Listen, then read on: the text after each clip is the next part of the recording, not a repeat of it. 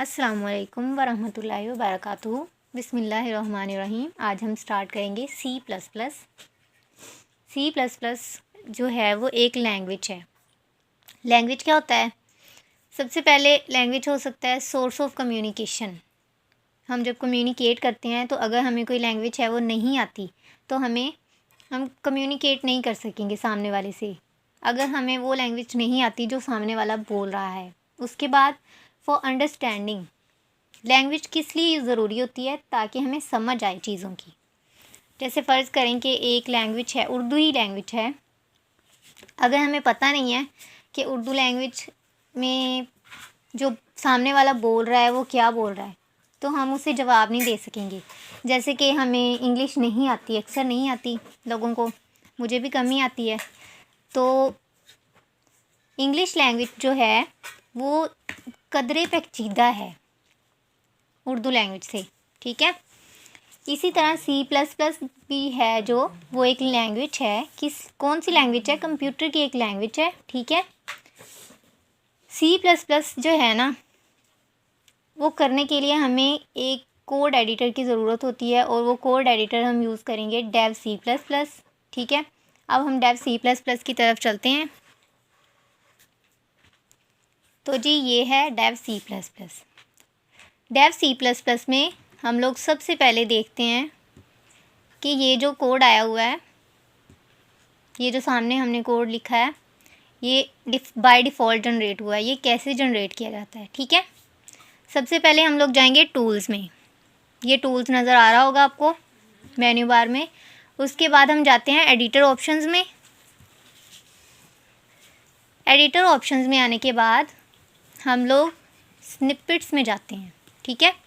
उसके बाद स्निपेट्स में डिफ़ॉल्ट सोर्स में जाएंगे और यहाँ पे अपना कोड लिखेंगे। जनरेट करना है, हमने खुद लिखना है, ठीक है। अगर आप लोग क्लासेस बना रहे हैं, क्लासेस होंगी ऑब्जेक्ट ओरिएंटेड प्रोग्रामिंग में, तो वो हम नहीं लिखेंगे। ये क्या लिखा हुआ है ये हम बाद में सीखेंगे।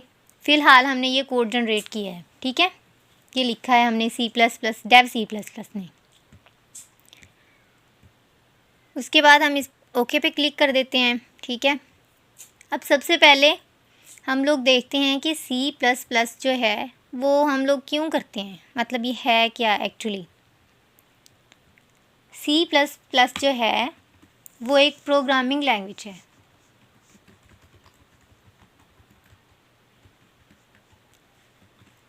ठीक है। अब प्रोग्राम क्या होता है? प्रोग्राम जो होता है ना, कोई भी चीज़ है, जैसे कोई भी प्रॉब्लम है हमें, ठीक है। अगर कोई हमें प्रॉब्लम है तो हम उसको चंक्स में डिवाइड करते हैं, हम लोग उसका सलूशन सोचते हैं। प्रोग्राम्स भी इसी बेस पे बनते हैं कि अगर कोई सलूशन है, कोई एक प्रॉब्लम है, तो उसका सलूशन कैसे होगा, उसके लिए हम लोग करते हैं कोडिंग, ठीक है। और जो कोडिंग हम करते हैं वो किस लैंग्वेज में करते हैं, उसको कहते हैं प्रोग्रामिंग लैंग्वेज। बहुत सारी लैंग्वेजेस हैं, सी प्लस प्लस है, जावा है, जावा स्क्रिप्ट है, उसके अलावा सी लैंग्वेज है जो बाद में रिप्लेस होके सी प्लस प्लस आई है, ठीक है। तो सी प्लस प्लस जो बेसिकली वो क्या है? प्रोग्रामिंग लैंग्वेज है जो कि सॉल्यूशंस प्रोवाइड करती है हमें, अगर कोई हमें प्रॉब्लम हो। अब प्रॉब्लम कैसे हो सकते हैं? कोई हमारी आम लाइफ वाले प्रॉब्लम्स नहीं, जैसे कि फ़र्ज़ करें एक यूज़र से हमने इनपुट लेनी है तो उसके लिए प्रोग्राम लिखना है, ठीक है। वो हम आम लाइफ में तो किसी बंदे से अगर कहें कि तुम मुझे इनपुट दे दो, ठीक है, तो उसे नहीं समझ आएगी। अगर सी प्लस प्लस वाला बंदा है, उसे कोडिंग आती है, प्रोग्राम आता है, तो वो उसको हम कहेंगे कि इनपुट दे दो, उसे समझ आ जाएगी, ठीक है। उसके बाद हम लोग आते हैं डेव सी प्लस प्लस पर। डेव सी प्लस प्लस में ये जो लाइंस हमने लिखी थी स्निपेट में, इसका क्या मतलब है, ठीक है। इसका मतलब है कि हमारा कोड जनरेट हुआ है अभी सी प्लस प्लस प्रोग्राम का सिर्फ कोड जनरेट हुआ है, ठीक है, थोड़ा सा। ये जो कोड जनरेट किया है हमने, इसमें सबसे पहली लाइन जो है हैश इंक्लूड आयोस्ट्रीम, ये क्या है? हैश इंक्लूड जो है वो क्या करती है? वो कहती है कि इंक्लूड करवाओ, किसको? आयोस्ट्रीम को। आयोस्ट्रीम अब क्या है? आयोस्ट्रीम है एक हेडर फाइल। हेडर फाइल्स क्या होती हैं? जो हेडर फाइल्स होती हैं ना, कुछ हेडर फाइल्स होती हैं, जैसे math.h हो गया, या और भी बहुत सारी हेडर फाइल्स होती हैं। हेडर फाइल्स होती हैं हमारे इंक्लूड करवाने के लिए, प्रोग्राम के अंदर जो भी हम चीज़ें यूज़ करते हैं, फंक्शंस यूज़ करते हैं, उनको यूज़ करने के लिए यूज़ होती हैं हेडर फाइल्स। आई का मतलब होता है इनपुट, ओ का मतलब होता है आउटपुट, और स्ट्रीम का मतलब होता है डेटा फ्लो। ठीक है, इनपुट आउटपुट डेटा फ्लो। उसके बाद जी है हमारा using name space std। Using जो है वो एक कीवर्ड है हमारा। नेम स्पेस क्या होती है? जो नेम स्पेस होती है ना, वो हमारे फंक्शंस को, उसके अलावा हमारे वेरिएबल्स को एक ग्रुप करती है। ठीक है, एक स्कोप के अंदर ग्रुप कर देती है। अब वो स्कोप क्या है? वो है स्टैंडर्ड। स्टैंडर्ड क्या है? स्टैंडर्ड एक लाइब्रेरी है। ठीक है, उसके अंदर क्या है? उसके अंदर डिफरेंट वेरिएबल्स हैं, फंक्शंस हैं, जिनको यूजिंग कीवर्ड के ज़रिए स्कोप किया गया है। ठीक है, उसके बाद आता है integer type main function. Main function हमारा दो तरह का हो सकता है। वॉइड, अगर हम यहाँ पे वॉइड लिख दें, ठीक है, वॉइड, तो फिर हम ये रिटर्न 0 नहीं लिख सकते। ठीक है, फिर हमें इसको कमेंट आउट करना पड़ेगा। अभी आपने ये नहीं देखना कि ये मैंने क्या किया है, अभी हमने सिर्फ इतना देखना है। ठीक है, अब हमने वॉइड लगाया है। ठीक है, अब वॉइड का क्या मतलब है? वॉइड का मतलब है कि जो जब प्रोग्राम एंड होगा ना, तो इसका ये मतलब है कि प्रोग्राम ने कुछ भी रिटर्न नहीं करना। ठीक है, मेन क्या है? मेन है starting point of the program. Starting point of the program का क्या मतलब है? यहाँ से हम जितना भी कोड लिखेंगे ना आगे जाके, वो स्टार्ट इसने यहाँ से ही होना है। चाहे हम जो मर्ज़ी आगे जितने मर्ज़ी फंक्शंस डिफ़ाइन कर लें, लेकिन शुरू उसने कहाँ से होना है? मेन फंक्शन से। अगर मेन फंक्शन नहीं होगा तो क्या होगा? हमारा प्रोग्राम कंपाइल ज़रूर होगा लेकिन रन नहीं होगा। ठीक है, कंपाइल का क्या मतलब है? कि उसने सिर्फ एरर्स फाइंड आउट किए हैं, उसने अभी कंपाइल करके हमें बताया नहीं है कि आपका प्रोग्राम चल गया है। ठीक है, उसने अभी सिर्फ एरर्स फाइंड आउट किए हैं। रन का क्या मतलब है? कि उसने हमें आउटपुट भी शो करवा दी है। सही है, उसके बाद ये होती हैं डेलीमीटर्स। ये ब्रेसेस कहते हैं इनको, डेलीमीटर्स दोनों को। ठीक है, डेलीमीटर्स क्या होती हैं? ये स्टार्टिंग, ये क्लोजिंग ब्रेस होती है। ठीक है, इसके अंदर जितना भी हम कोड स्टेटमेंट्स लिखेंगे वो सारी आ जाएंगी। अब हम लोग इधर लिखते हैं इंटीजर। ठीक है, तो अब हमने इंटीजर लिखा है तो रिटर्न 0 भी हमें करवाना पड़ेगा। इसका क्या मतलब है? इसका मतलब है कि इंटीजर है। ठीक है, वॉइड का मतलब है कुछ भी नहीं, लेकिन इंटीजर का कुछ ना कुछ मतलब है। सही है, तो इंटीजर क्या बताता है? रिटर्न 0। 0 होती है कंप्यूटर की लैंग्वेज में, 0 होती है खाली, कुछ भी नहीं, ख़त्म। और 1 क्या होता है? कि अभी कुछ ना कुछ है। ठीक है, तो रिटर्न 0 का मतलब है खाली, मतलब अब कुछ नहीं है प्रोग्राम में। सबसे पहले हम हेलो वर्ल्ड को ही प्रिंट करवाते हैं, क्योंकि यही ट्रेंड है कि हर लैंग्वेज में सबसे पहले आप लोग हेलो वर्ल्ड से स्टार्ट करें। तो हम लोग लिखते हैं सी आउट, सी आउट हेलो वर्ल्ड। ठीक है, हेलो वर्ल्ड लिख लिया हमने, और ये हो गया जी हमारा प्रोग्राम। हम अब सेव करते हैं। सेव करने के लिए आप लोगों ने क्या करना है जी? एक अलग से फ़ाइल बना लेनी है। ठीक है, दिस पीसी में जाना है। दिस पीसी में जहाँ भी आपके लिए जगह फ्री हो, आप लोग वहाँ पे जाके अपनी फ़ाइल को सेव करवाएं। ठीक है, यहाँ पे हम लोग करवा लेते हैं, एक न्यू फ़ाइल बनाते हैं। न्यू फ़ाइल बनाने के लिए आपने राइट क्लिक करना है और यहाँ पे आ जाएगा न्यू में जाके आपने एक फ़ोल्डर लिख लेना है, और अब हमने फ़ोल्डर को नाम दे देना है C++। ठीक है, ये मैंने छोटा ही लिखा है। तो अब इस पे डबल क्लिक करेंगे तो ये खुल जाएगा। ठीक है, अब ये जो C++ सोर्स फाइल है ना, इसको हमने नहीं छेड़ना। इसके अंदर हमने अपने प्रोग्राम का लिखना है कि हम लिख लेते हैं प्रोग्राम 1।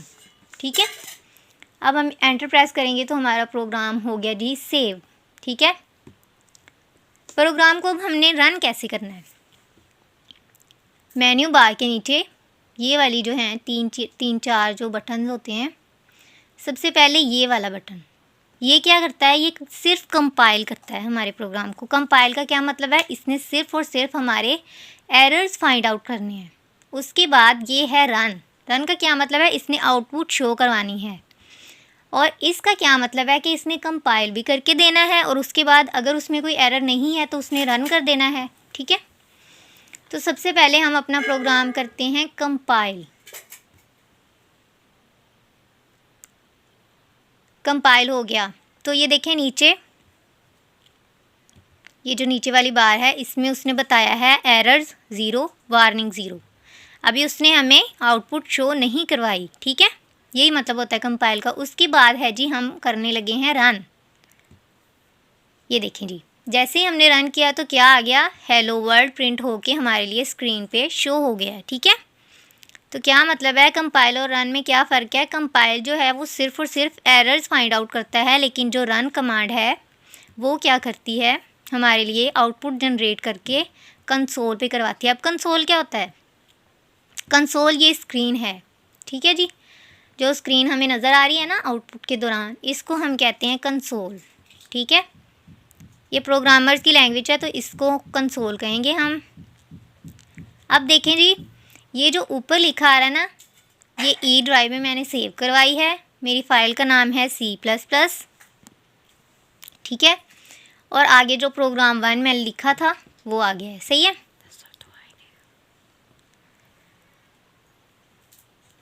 उसके बाद जी हम लोग इसमें कुछ चेंजिंग्स करते हैं और मैं आपको बताती हूँ कि एरर्स क्या होते हैं। ठीक है, हम लोग आहिस्ता आहिस्ता सीखेंगे, क्योंकि एरर्स ना आए ना तो फिर हमें प्रोग्राम की समझ नहीं आती। तो मैं इधर से सेमीकोलन गायब कर देती हूँ। अब मैं करती हूँ सेव।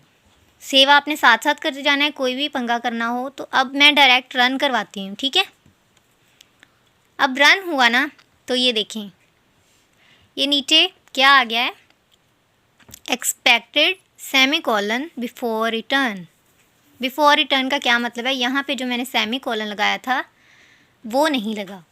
ठीक है, तो वो अब हम लगा लिया है हमने। ठीक है, कंट्रोल एस किया तो ये हमारा प्रोग्राम ठीक चल गया है।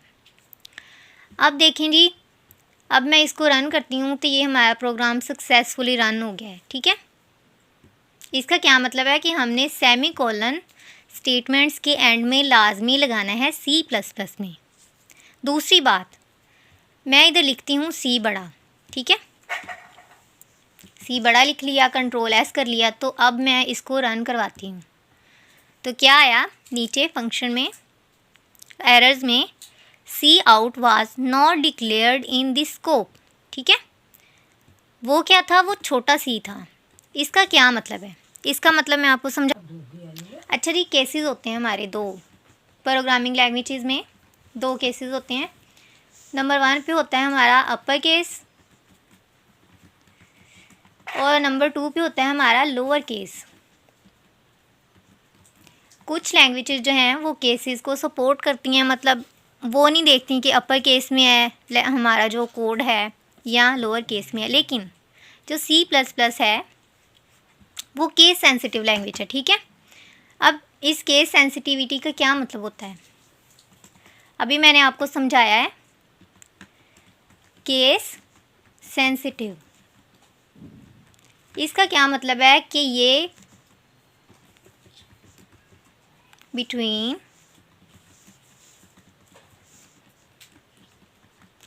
अपर एंड लोअर केस। अब अपर केस क्या है, बड़ी ABC। ठीक है, लोअर केस क्या है, छोटी ABC। तो अभी अभी मैंने आपको समझाया है एरर दिखा के कि मैंने यहाँ पे बड़ा C लिखा तो C++ ने क्या किया है, मुझे एरर दे दिया है। अब हम दोबारा से करके देखते हैं ताकि आपको समझ आ जाए केस सेंसिटिविटी की। ये क्या नीचे लिखा है उसने, cout was not declared in the scope. हालांकि यहाँ पे जब हमने पहले सी आउट लिखा था वो तो ठीक चल गया था। ठीक है, तो इसका क्या मतलब है, ये केस सेंसिटिव लैंग्वेज है। अभी हमारा प्रोग्राम सक्सेसफुली रन हो गया। ठीक है, अब उसके बाद जी हम लोग इसको हटा के देखते हैं, STD को। इसको हटा के हम लोग देखते हैं कि क्या हुआ है हमारे साथ। अब क्या कह रहा है नीचे से, cout was not declared in this scope. उसके बाद क्या कह रहा है, सजेस्टेड आल्टरनेटिव, ठीक है। उसके बाद उसने ना इसका सलूशन भी दिया है नीचे कि ये आप लिखेंगे तो आपका प्रोग्राम चल जाएगा। इसका क्या मतलब है, मैंने अभी अभी आपको समझाया था कि ये जो STD है और नेम स्पेस है ये क्या करती है, ये स्कोप्स को ग्रुप करती है, ठीक है। अब हम लोग यहाँ पे लिखते हैं STD और यहाँ पे हम लोग डबल कॉलन्स लगाते हैं। कंट्रोल S किया आपने, कंट्रोल S साथ साथ करते जाना है और इसको हम डायरेक्ट रन करवा देते हैं। तो क्या हुआ जी, हमारा प्रोग्राम सक्सेसफुली रन हो गया, ठीक है। इसका क्या मतलब है, स्टैंडर्ड लाइब्रेरीज लगानी ज़रूरी हैं, ये नेम स्पेस लगानी ज़रूरी हैं। यहाँ क्यों लगाते हैं हम लोग, क्योंकि ताकि हम लोग ना इससे बचते हैं कि बार बार हम लोगों ने STD लिखना है फिर ये डबल कॉलन्स लगाने हैं। इससे अच्छा है पहली दफ़ा ही हम लोग कोड में ही लिखते हैं यूजिंग नेम स्पेस STD, ठीक है। अच्छा जी, अब हम कर लेते हैं इसको सेव। अब हम लोग देखते हैं यहाँ पे वॉइड लगा के, वॉइड लगाया, कंट्रोल S किया और इसको हम लोग कर देते हैं कमेंट आउट। तो ये हम लोगों ने चलाया प्रोग्राम। अब क्या कह रहा है, मेन मस्ट रिटर्न इंट, ठीक है। जो हमारी डेव C++ है ना, ये इंटीजर के साथ ही काम करती है, ठीक है। इंटीजर टाइप मेन फंक्शन के साथ ही काम करती है। जो हमारे वर्जन्स होते हैं ना, आप लोग कंप्यूटर के स्टूडेंट्स हैं तो वर्जन देखे होंगे, तो जो वर्जन्स हैं डेव C++ के ये सपोर्ट करते हैं इंटीजर टाइप के मेन फंक्शन को। अब आप लोगों ने देखा होगा कि मैं इंटीजर टाइप क्यों कह रही हूँ, ठीक है। टाइप्स होती हैं जी, अभी थोड़ी देर पहले मैंने वेरिएबल्स कहा था, फंक्शंस कहा था। फ़िलहाल हम लोग सीखेंगे वेरिएबल्स का कॉन्सेप्ट, ठीक है। वेरिएबल क्या होते हैं, वेरी का क्या मतलब होता है, सोचें आप लोग। वेरिएबल्स क्या होते हैं जी, वेरी का क्या मतलब होता है, VARY, वेरी। इसका क्या मतलब है, विच कैन चेंज, ठीक है। वेरी का क्या मतलब होता है कि जो बदल सकता हो चीज़, ठीक है। तो वेरिएबल का क्या मतलब है कि जो बदलने के काबिल हो, वेरी और एबल को जोड़ के बनाया गया है वेरिएबल, यानी कि विच कैन बी चेंज, ठीक है। यानी ये बदलने के काबिल है। अब इसका क्या मतलब है जी, इसका मतलब ये है कि जो मतलब अगर हम लोग यहाँ पे किसी भी किस्म का वेरिएबल लेंगे, ठीक है, तो वो चेंज हो सकेगा। अब ये हम लोग देखते हैं कि कैसे चेंज हो सकता है, ठीक है। हम लोग देखते हैं इसको, हम लोगों ने हेलो वर्ल्ड प्रिंट करके देख लिया है, ठीक है। अब सी आउट क्या है हमारे लिए, अच्छा जी, हम लोग अब देखते हैं कि सी इन और सी आउट क्या होता है, ठीक है। सी इन और सी आउट जो हैं ये आईओ स्ट्रीम में डिफाइंड होते हैं, ठीक है। आईओ स्ट्रीम क्या होती है, मैंने पहले भी बताया, आई का मतलब इनपुट, ओ का मतलब आउटपुट और स्ट्रीम डेटा फ्लो, ठीक है, फ्लो ऑफ डेटा।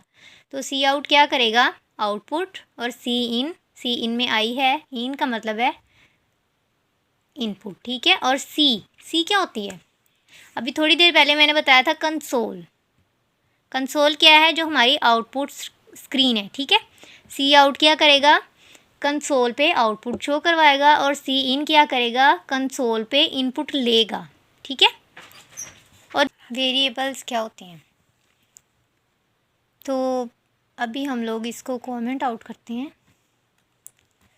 और इसको कराते हैं रन, ठीक है जी। तो हमें एरर मिल गया है। एरर क्या मिला है, n was not declared in this scope, ठीक है। तो जो हमने एन लगाया है इसको क्या कहते हैं, वेरिएबल, ठीक है। कंट्रोल एस किया, ठीक है जी, और इसको कर लेते हैं हम लोग रन। तो जैसे ही रन किया हमारा प्रोग्राम हो गया रन। हम लिखते हैं 2, तो जी प्रोग्राम सक्सेसफुली कंप्लीट हो गया है, ठीक है। वेरिएबल क्या होते हैं? वेरिएबल्स होते हैं जिन्हें चेंज किया जा सकता है। कब? कंपाइल टाइम पे या रन टाइम पे। ठीक है। कुछ वेरिएबल्स होते हैं जिनको बिल्कुल भी चेंज नहीं किया जा सकता, वो हम इसकी टाइप्स में पढ़ेंगे कि वेरिएबल्स की कितनी टाइप्स होती हैं। फ़िलहाल हम लोग देखते हैं रूल्स क्या होते हैं वेरिएबल्स के लिए। ठीक है। जब हम लोग वेरिएबल्स डिक्लेयर करते हैं, डिक्लेयर का क्या मतलब है? मैंने अभी अभी क्या किया है, इंटीजर टाइप का एक वेरिएबल लिया है, उसको डिक्लेयर किया है। ठीक है। तो जो मैंने अभी टर्म डिक्लेयर कहा है, इसका क्या मतलब है कि हमने सिंपल एक वेरिएबल लिया है और उसकी टाइप डिफाइन कर दी है। ठीक है। और वही सेम हमने क्या किया है, यूज़र से इनपुट ले लिया। अब आगे जाने से पहले मैं आपको बताती हूँ कि हमारी जो इनपुट है ना, वो एक ही लाइन में आ रही है। मैं आप लोगों को दिखा भी देती हूँ। हमारी इनपुट एक ही लाइन में आ रही है। अगर हम लोग चाहें तो इसको नीचे वाली लाइन में भी कर सकते हैं। ठीक है। नीचे वाली लाइन में करने के लिए हम लोग क्या करेंगे, यहाँ पे लगाएंगे हैंडल। ठीक है। कंट्रोल एस किया, इसको करते हैं रन, तो ये आ गया जी हमारा हेलो वर्ल्ड, और उससे नीचे प्लीज़ एंटर 1 नंबर। ठीक है। तो एंडल क्या है? And line. अब ये ऑपरेटर्स क्या हैं? सी आउट के साथ जो हम ये लगाते हैं, सी आउट क्या है? Console out. और सी इन क्या है? कंसोल इन। कंसोल क्या है? जो हम लोगों ने, अब कंसोल आउट क्या है? कंसोल क्या है? मैंने थोड़ी देर पहले बताया, जो हमारी आउटपुट स्क्रीन होती है उसको हम कहते हैं कंसोल। ठीक है। तो सी आउट का क्या मतलब है? Console output. और सी इन का क्या मतलब है? Console input. ठीक है। कंसोल इनपुट यानी कंसोल पे हमने इनपुट लेनी है यूज़र से, और सी आउट कंसोल पे हमने आउटपुट देनी है यूज़र को। ठीक है। और ये वाले जो ऑपरेटर्स हैं, ये सी आउट के साथ लगते हैं, इनको कहते हैं हम इंजर्शन ऑपरेटर। ठीक है। और ये क्या है? ये है एक्सट्रैक्शन ऑपरेटर।